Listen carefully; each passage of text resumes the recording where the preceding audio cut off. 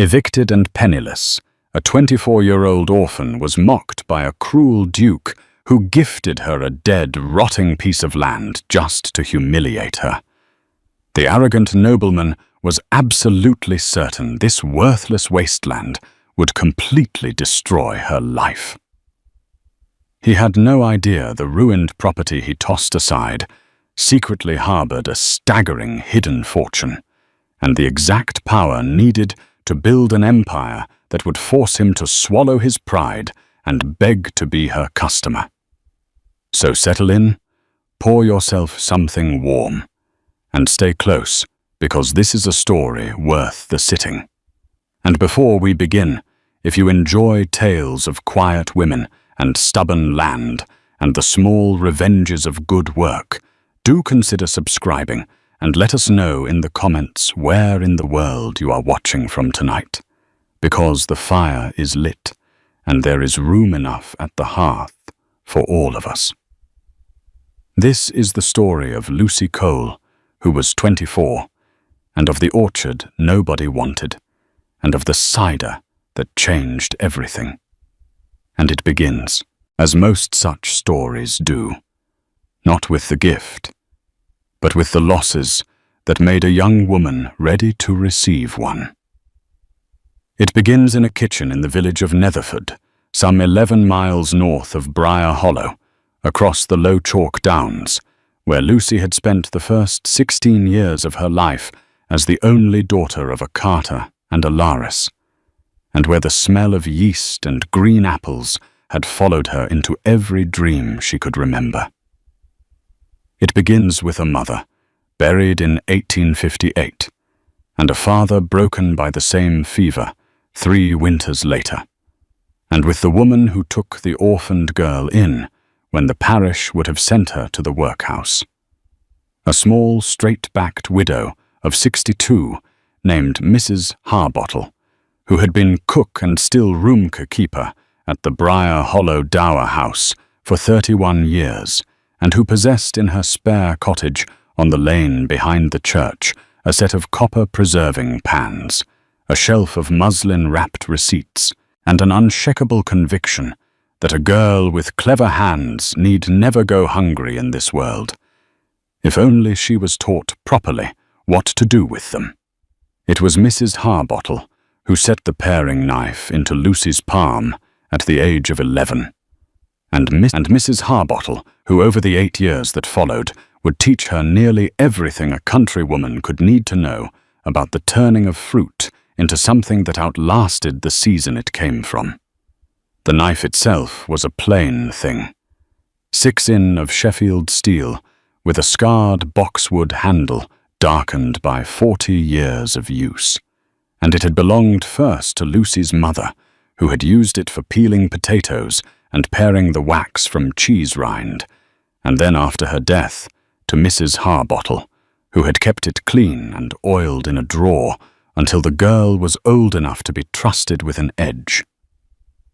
Mrs. Tarbottle had returned it to Lucy on her 14th birthday, wrapped in the same square of unbleached linen it now travelled in, and she had said only, "Your mother's hand was on this, and now yours is, and mind you keep it sharp, because a dull knife is a coward's tool." Lucy had never forgotten the sentence, and she had never in the 10 years since let the blade go blunt. Under Mrs. Harbottle's teaching, she had learned to bottle plums in brandy, and to set dams and cheese in earthenware crocks, to render lard and to salt beans, to judge the readiness of jam by the way it slid from a wooden spoon, and most particularly because the Dower House sat within sight of the Briar Hollow orchards, and because Mrs. Harbottle had in her youth been a still room-maid at a Somerset cider farm to press apples and to ferment their juice into something clean and dry and honest.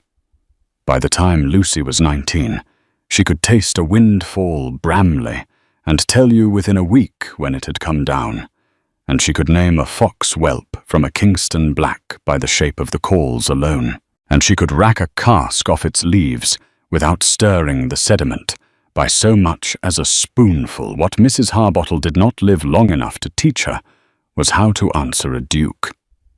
Because in the March before Lucy's 24th birthday, the old woman died quietly in her chair by the fire, with a half-finished piece of mending in her lap, and the cottage, being tied to the dower house service, reverted at once to the estate, and Lucy Cole, for the second time in her life, found herself with a knife, a shawl, and nowhere in particular to go. The estate steward came to the cottage on the third morning after the burial, and he did not knock so much as scrape the door with his knuckle and open it in the same motion as men who carry estate business are apt to do. He was a lean man of about 50, in a good black coat gone shiny at the elbows, and his name was Mr. Page, and he had a folded paper in his hand and an expression that he had arranged carefully on the walk from the gatehouse. He said good morning to Lucy in the tone one uses at a sick room, and then he said that His Grace had considered the matter of the cottage, and that as she was aware, the teeny was tied to Mrs. Harbottle's service and did not descend, and that the estate would require the rooms cleared within the week for the incoming under-housekeeper. He said all of this looking at the mantel shelf rather than at Lucy. And when he had finished, he laid the paper on the deal table and smoothed at once with the flat of his hand, as though the smoothing were part of the message. Lucy did not sit down, and she did not stand up any straighter than she already stood. She said, "I understand, Mr. Padett," and she said it in the same voice she used for the butcher and the coalman, and she asked him whether an inventory would be made, or whether she was to leave the copper pans and the crocks as they stood. He seemed relieved to be asked something practical. He said the copper was estate copper and would be counted, and the crocks she might take if she had a means of moving them, and the mending in the work basket was her own. Then he coughed once into his fist and said that His Grace had, in view of the long service of the late Mrs. Harbottle, considered a small provision for her charge. And here he unfolded the second sheet and read it aloud in a level, clerkly voice. The provision was the orchard at Briar Hollow, some 23 acres of unpruned apple trees on the western edge of the estate, together with the cottage and press house presently standing thereon, granted freehold to Miss Lucy Cole, spinster of the parish of Netherford, in full and final settlement of any claim, expectation, or acknowledgement whatsoever. He read the sentence again to be sure she had heard it, and he watched her face for the collapse he had been sent to witness. Lucy said, "Thank you, Mr. Padett. I will sign for it." She sat down then once to steady her hand, and she took up the estate pen he offered, and wrote her name in the round schoolroom letters Mrs. Harbottle had drilled into her at the kitchen table, and she blotted the ink with the corner of her apron, because there was no sand. Mr. Padett folded the counterpart and put it back into his coat, and he said not unkindly that the carrier's cart went south on Fridays and would take her as far as the Briar Hollow lane for 6pence, and then he let himself out and shut the door behind him with the softness men use when they are glad to be gone. Lucy sat at the table for perhaps half a minute after he left. Then she stood up and she washed the 2 cups that were onto the drainer, and she began. She was practical about the packing, because there was not much to pack. She took Mrs. Tarbottle's shelf of muslin-wrapped receipts down one by one and tied them into a bundle with garden twine. She took the paring knife from the drawer where it lived at night and wrapped it in its linen square and laid it at the bottom of the canvas satchel. She took the good grey shawl from the peg and folded it flat. And she took her Sunday boots and her weekday boots and the winter coat that had been her mother's before it was hers. She sewed the £7 and 4 shillings that remained of Mrs. Harbottle's tin into the hem of the travelling coat with small, tight stitches, and she pricked her thumb once and sucked the blood off without breaking rhythm. The 3 earthenware crocks she gave to the vice's wife because there was no way to move them 11 miles by cart without cracking, and the vice's wife took them with a look that meant more than she said. On the Thursday evening, Lucy walked up to the churchyard and stood for a while by the 2 graves that mattered to her. Her mother's under the yew, and Mrs. Harbottle's, still raw and unturfed by the wall, and she said nothing aloud because there was no one to hear it, and she was not in the habit of speaking to the dead. She went back to the cottage and slept on the floor in her coat, because the bed had been stripped and folded for the incoming under-housekeeper, and she was awake before the light. The carrier's cart was a broad, low wagon, drawn by a bay mare gone grey about the muzzle, and it left Netherford at 6 on the Friday morning in a fine, spitting rain that was not quite committed to falling. The carrier was a man called Weeks, who knew Lucy by sight, and asked no questions beyond her destination, and he handed her up onto the plank seat, and set her satchel between her feet, and clucked at the mare, and they went. The lane out of Netherford climbed for a mile between hedges of blackthorn, just breaking into leaf, and then it opened onto the low chalk downs that lay between the village and Briar Hollow, and Lucy watched the country she had known all her life fall away behind her shoulder without turning her head to look at it. The downs were wide and pale and empty at that hour, with the flint showing through the turf where sheep had scuffed it, and the sky above them was the flat, wet grey that would burn off by noon or would not. And either way, it made no difference to the mare's pace.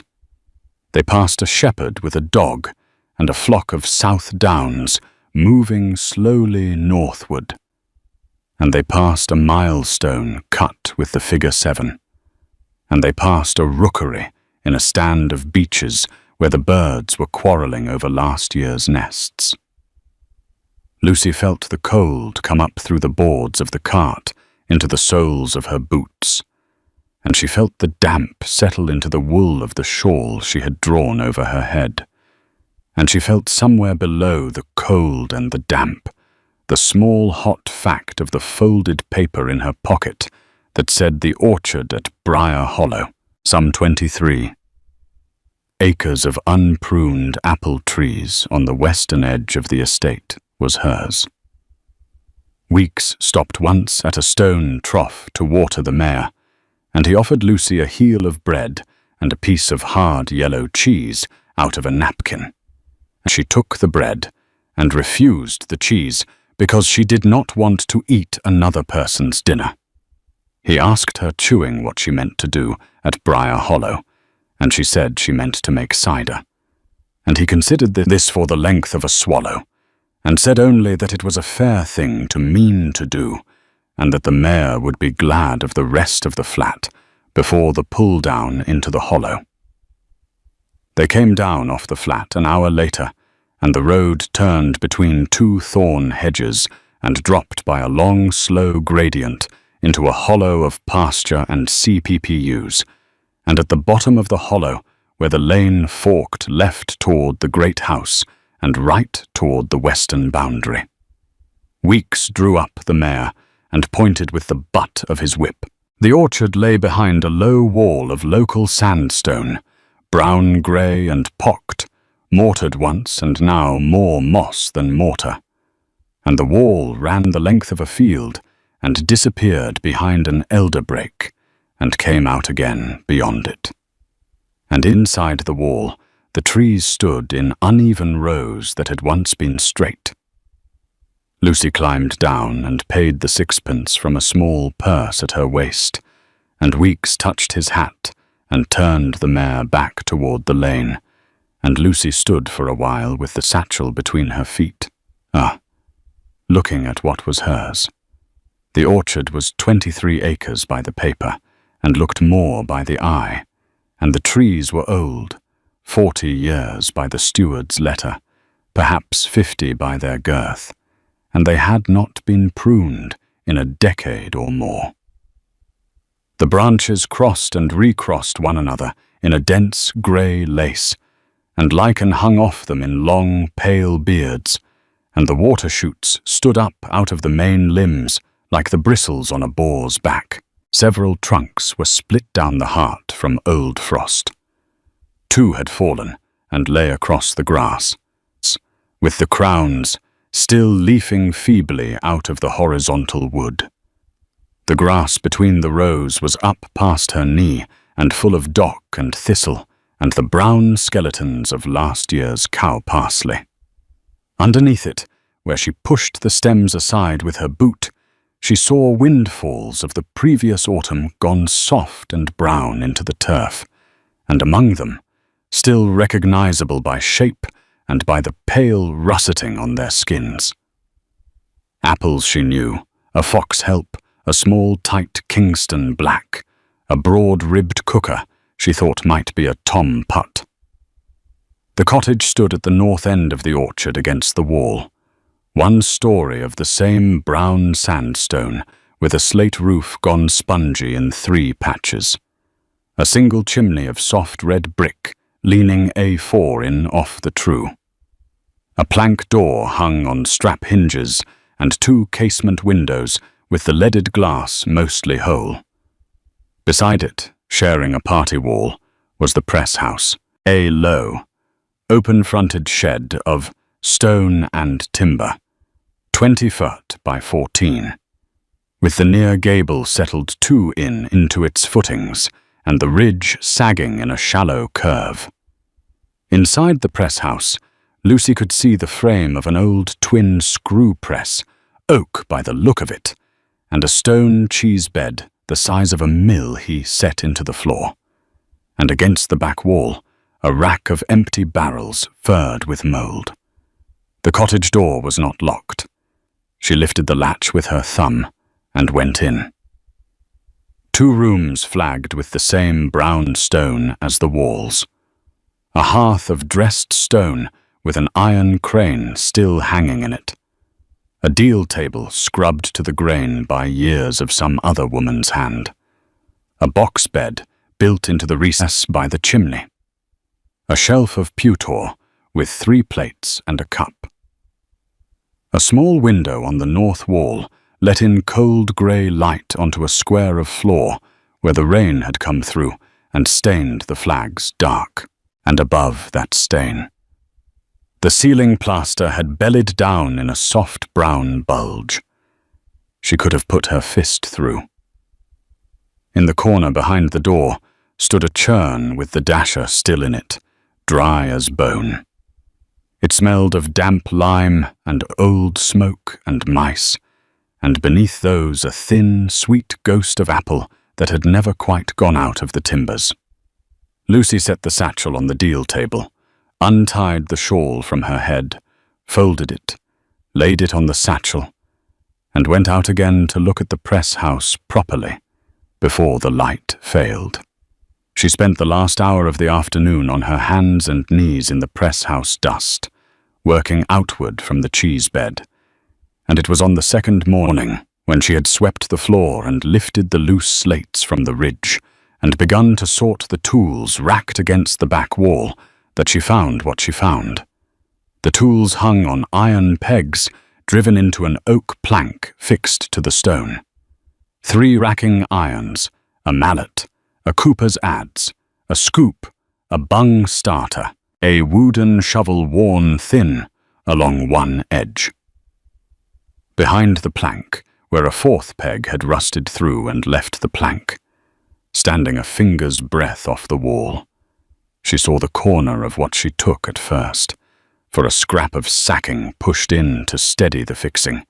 She worked the plank loose with the adze, lifted it down, and found that a stone in the wall behind it had been cut out and reset dry without mortar, and that the stone came away in her hands with a small, dry, grating sound, and left a cavity the size of a bread crass gone stiff with age was a small tin box of the kind grocerers used for tea. Beside the tin, tied with thread twine, was a packet of papers folded in an oilskin. Beside the papers, in a nest of straw so old it broke to powder when she touched it, was a stoneware bottle sealed with wax, unlabeled, dark with the interior stain of what had once been cider. Lucy carried all 3 items to the cottage table and laid them out in the grey morning light. She opened the tin first, because a tin was the simplest thing.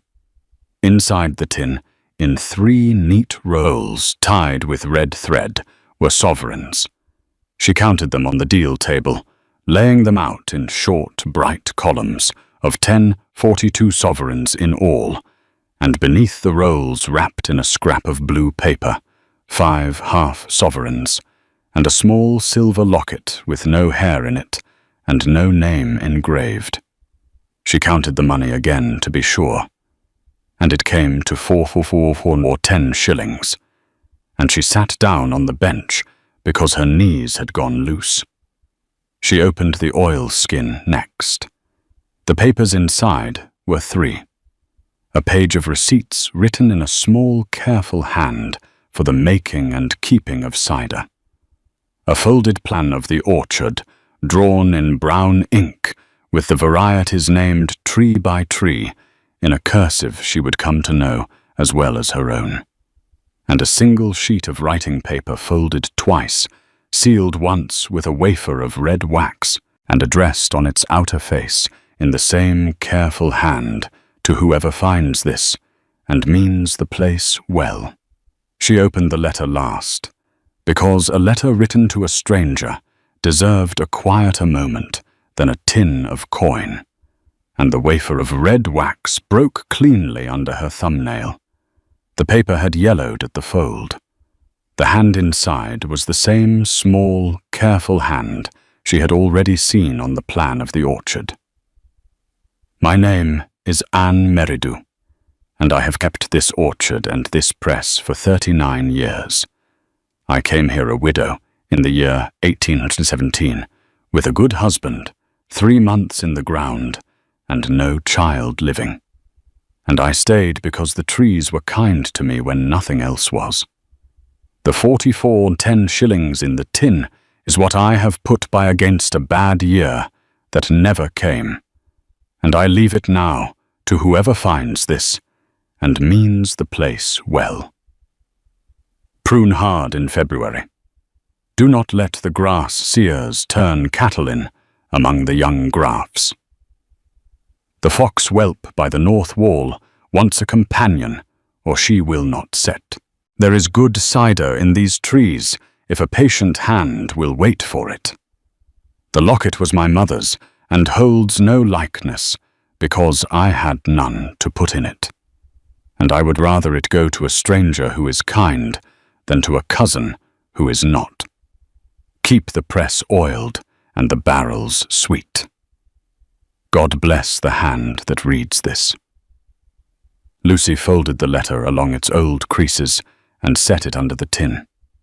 She sat for a long time with her palm flat on the deal table. Then she got up because unmarried had told her plainly what to do, and February was already gone into March, and the pruning could not wait another week. She began with the trees. She sharpened the paring knife on a wet stone she found in a niche by the hearth, and she bought a pair of long-handled loppers and a curved pruning saw from the ironmonger in Briar Hollow village for 11 shillings and 3 pence.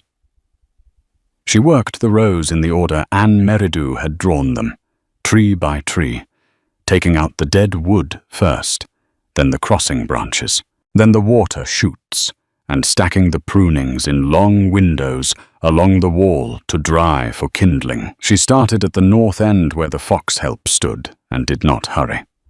She pruned 6 trees on the first day, 9 on the second, and by the end of the first week, she had opened the crowns of 32. The village came to her in small pieces. On the 4th morning, a woman of about 60 walked up the lane with a covered basket and set it on the wall. She was Mrs. Briar, the baker's widow, and she had brought a loaf of household bread, a pea of butter wrapped in a cabbage leaf, and a jar of pickled beetroot. And she said only that she had known unmarried as a girl, and had wondered who would come. Lucy thanked her and asked what she owed. Mrs. Bat said nothing was owed, and that she was walking past anyway. She came back the following Wednesday with a bowl of dripping and a bundle of clean rags, and after that on most Wednesdays with something. On the 6th day, a man in his 40s in a leather apron came from the co-op bridge at the crossroads, with a boy of about 12 behind him, carrying a stave plane and a pair of crow's irons. He was Mr. Ashwell Cooper, and he had heard from Weeks that the barrels in the press house wanted looking at. He walked the rack, tapped each cask with the back of his knuckle, listened, set aside 4 as beyond saving, marked 7 as needing new heads, and named the price for the work at 23 shillings, inclusive of oak and hoops.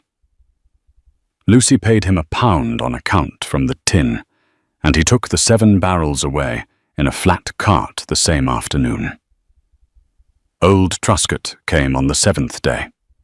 He was 71, had pruned the Briar hollow orchards for 40 years before his hands grew unsteady, and he walked slowly along Lucy's windows without speaking for nearly an hour.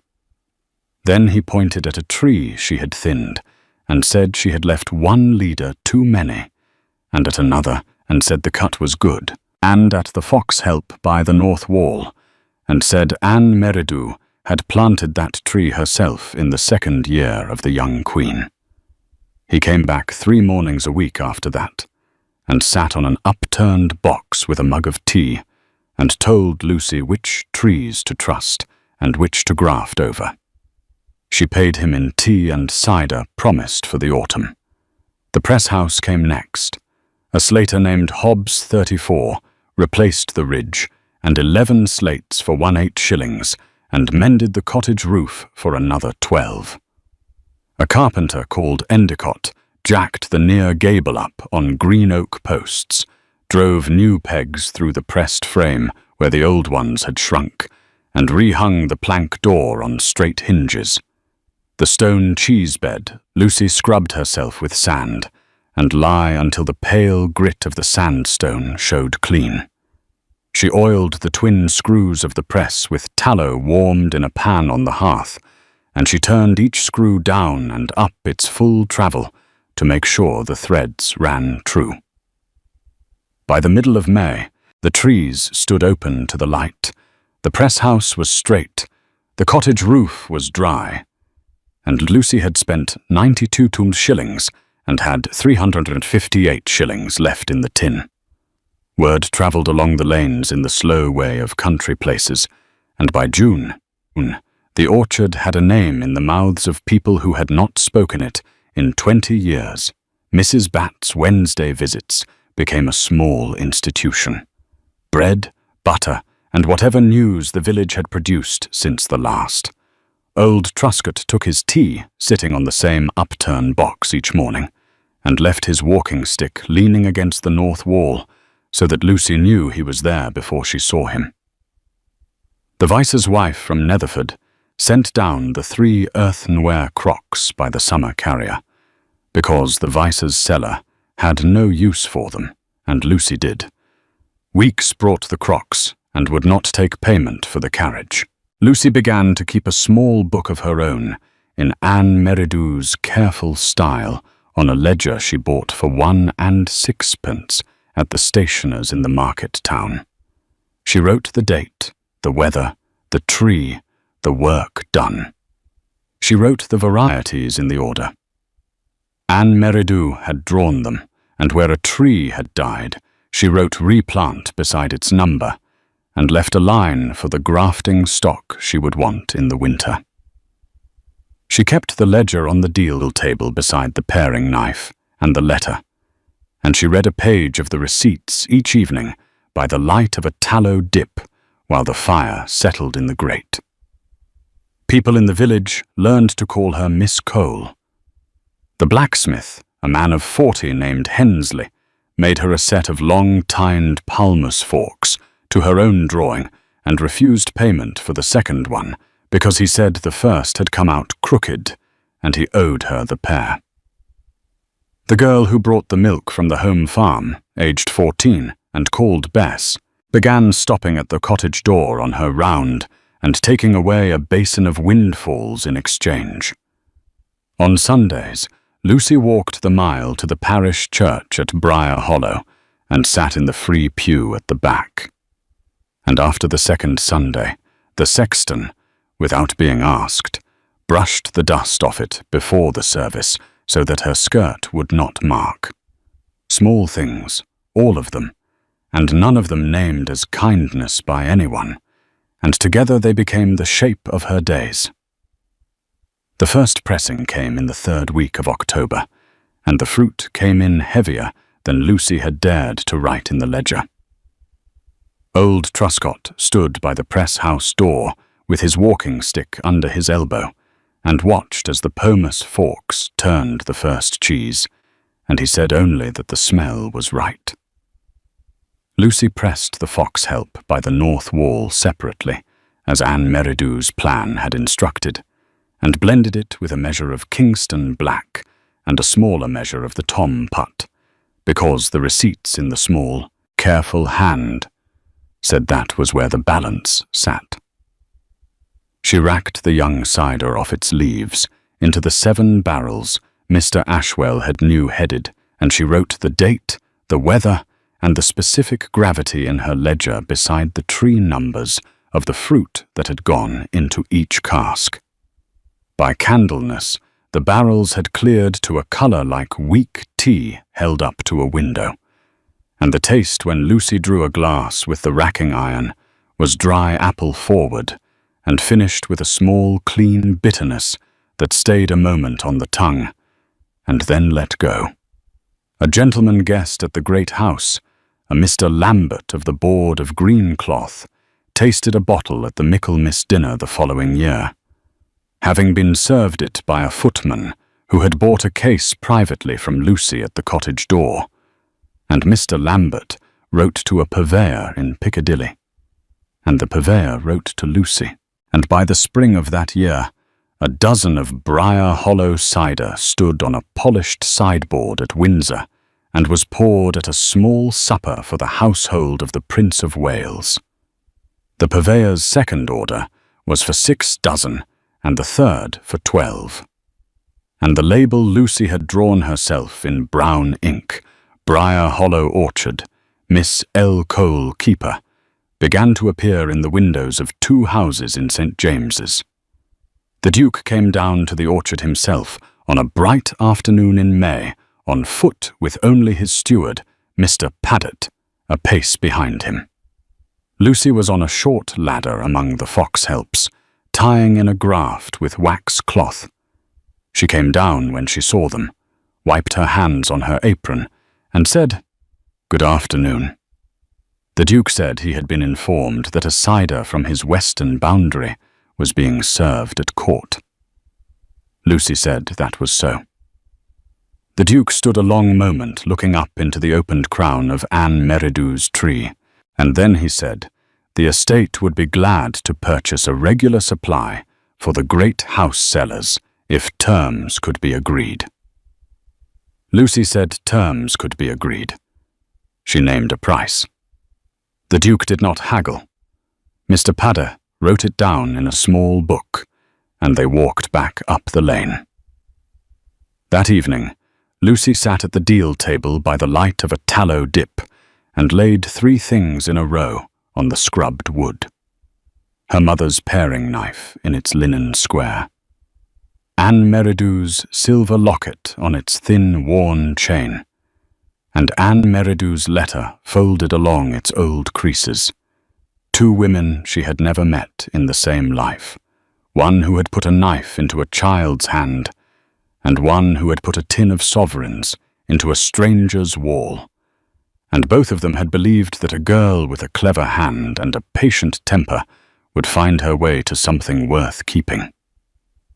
Lucy Cole was 25 now, and she had been handed 23 acres of unpruned trees to shame her, and she had pruned them and pressed them and put the cider into bottles that stood on a sideboard in a room she would never enter. It was the best insult anyone had ever paid her. If this story stayed with you, take a moment to press the subscribe button and share it with someone who believes, as Anne Meridew believed, and as Mrs. Tarbottle believed, that quiet work outlasts loud judgment. Leave a small note in the comments and tell us where you are watching from tonight. The village, the town, the country, the kitchen table, the long drive home. Because we like to know who is sitting with us by the fire. Tell us, too, the name of the person who first put a good tool into your hand and trusted you to keep it sharp. Whether that tool was a knife, a needle, a pen, a ledger, a spade, or only a steady word spoken at the right moment. Those are the people we carry forward without noticing, and it is worth naming them aloud when we can. And before you go, sit with this question a little while, the way Lucy sat with hers at the deal table by the tallow dip. What is the neglected thing in your own life? The overgrown corner, the shut-up room, the letter unopened, the skill half remembered, the piece of ground someone handed you as a burden that might, with patient hands and a season or two of quiet labor, turn into the thing that finally makes your name known to yourself. Nobody is coming down the lane with a folded paper to grant it to you outright. Nobody handed it to Lucy either in any way that was meant kindly. The gift was disguised as a shaming, and the shaming turned in her hands into a freehold, a livelihood, a name spoken with respect in rooms she had never entered, and a fire in a hearth that was her own. The trees had been waiting 40 years for someone to see them. The tin had been waiting in the wall for 39. The knife had been waiting in a drawer for 3. What is waiting for you? And how long has it been waiting? And what would it take this week to walk out to it and begin?